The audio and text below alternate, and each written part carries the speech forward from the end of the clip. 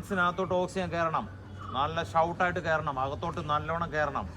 അപ്പോൾ നിങ്ങൾക്ക് ബ്ലൈൻഡായി പോയാൽ പോലും നിങ്ങൾ നിൽക്കുക ശരീരം, നിങ്ങൾക്കറിയാം, നിങ്ങൾക്കൊരു താളം കിട്ടും, ഓടി ഫിനിഷ് ചെയ്യാൻ പറ്റും. ശക്തമായിട്ട് ശ്വാസം എടുക്കണം എല്ലാവരും ഒരുപോലെ. Ready, up, down. Vital capacity എന്ന് പറയും. വൈറ്റൽ കപ്പാസിറ്റി, നിങ്ങളുടെ ലെങ്സിൻ്റെ കപ്പാസിറ്റി കൂട്ടിക്കൊണ്ട് വരണം. നമ്മുടെ ശരീരം ആവശ്യപ്പെടുന്ന അളവിൽ, ആവശ്യപ്പെടുന്ന സ്ഥലത്ത്, ആവശ്യപ്പെടുന്ന സമയത്ത് ഓക്സിജൻ എത്തണം. ഓക്കെ, ശക്തമായിട്ടൊന്നും കൂടെ എടുക്കണം. Ready, up,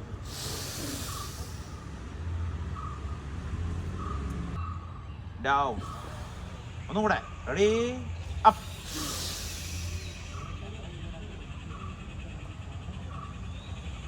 down.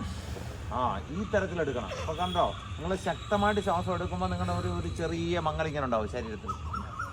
എന്താ നമ്മുടെ BP ഇങ്ങനെ വർക്കൗട്ട് ചെയ്ത് കുറച്ച് കൂടി നിൽക്കുക.